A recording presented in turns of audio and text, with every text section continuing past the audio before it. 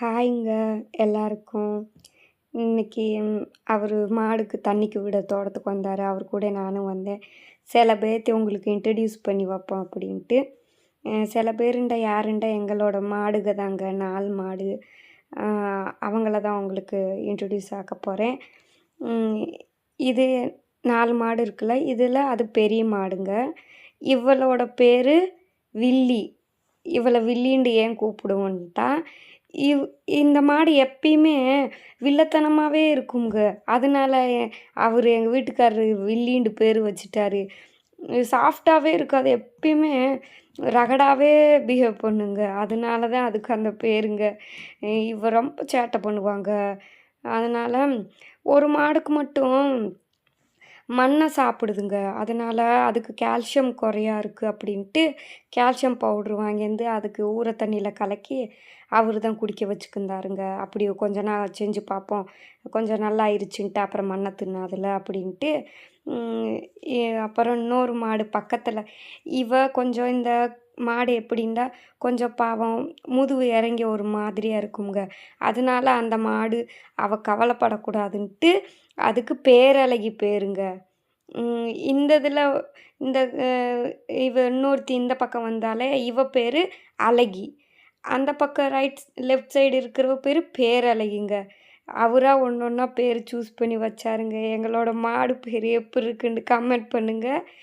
அப்புறமா இன்னொருத்தி கிரே கலராக இருந்தாலே, வில்லி பக்கத்தில் நின்றுருந்தாலே, அவள் பேர் சுத்தக்காரிங்க. ரொம்ப சுத்தமாகவே இருக்கும், நீட்டாக இருக்கும்.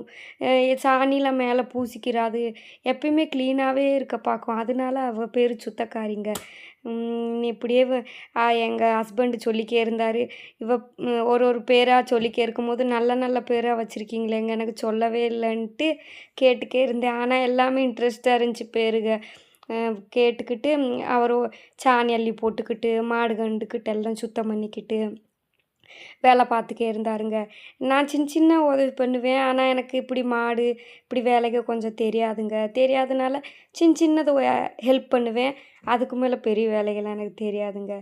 அப்படின்ட்டு இருக்கட்டும், நீ பரவாயில்ல இரு, நான் பார்த்துக்கிறேன் என்று சொன்னார். சரின்ட்டு அவர் சாணி எல்லாம் அள்ளிக்கந்து ஒரு நக்கை குப்பை நக்கை போட்டுட்டு அப்புறம் இருக்கிறாங்கண்ணா புல்லு அதெல்லாமே ஒதுங்க வச்சு சுத்தம் பண்ணிக்கிந்தாருங்க. ஏண்டா 3 டைம்ஸு அங்கே இருக்கிற சாணி அள்ளிட்டு அங்கே எல்லாம் சுத்தம் பண்ணிவிட்டு அடுத்தடுத்த நல்ல புல்லு போட்டுக்கிட்டு இருந்தால் தான் சாப்பிடுங்க. அப்படியே விட்டுட்டுண்டா ஒரு நாளைக்கு ஒரு டைம் மட்டும் செஞ்சேன்டா அது மெஸ்ஸியாக இருக்கும் அந்த இடம், அதுகளுக்கு கம்ஃபர்ட்டாக சாப்பிடாதுங்க. ஆனால் காலெல்லாம் மிதிச்சுக்கிட்டு கலீஜ் பண்ணிக்கே இருக்குங்க. அதனால் எப்போக்கப்பக்கே இடம் மாற்றி விடுறது, இருக்கிறப்ப அங்கே க்ளீன் பண்ணிக்கிட்டு கொஞ்சம் கொஞ்சமாக வேலைகளை நல்லா ரொம்ப நிதானமாக பார்த்துக்கிருவாருங்க. கொஞ்சம் நல்லா பொறுமைசாலி. வேலை மாத்திரம் அவருக்கு மாடுகண்டா ரொம்ப பிடிக்கும். அதனால் ரொம்ப இன்ட்ரெஸ்ட்டாக குழந்தைங்க மாரி பார்த்துக்கிருவாருங்க. அதனால் அந்த மாடுகண்டு வேலையெல்லாம் முடிஞ்சதுக்கப்புறம் ஒரு சின்ன தென்னங்கண்டு ஒன்று இருக்குங்க. அது போய் காமிச்சார் எனக்கு. சின்னதாக அப்போ தான் முளைச்சி வருது. அது கொஞ்சம் தண்ணி ஊற்றி பராமரிச்சுட்டு அதில் இருக்கிற கொஞ்சம் குப்பை மாதிரி இருக்குது, அதெல்லாம் எடுத்து அப்புறம் மூடி வச்சுட்டு நீ வா கிளம்பலான்டாருங்க. Save the tree save the nature.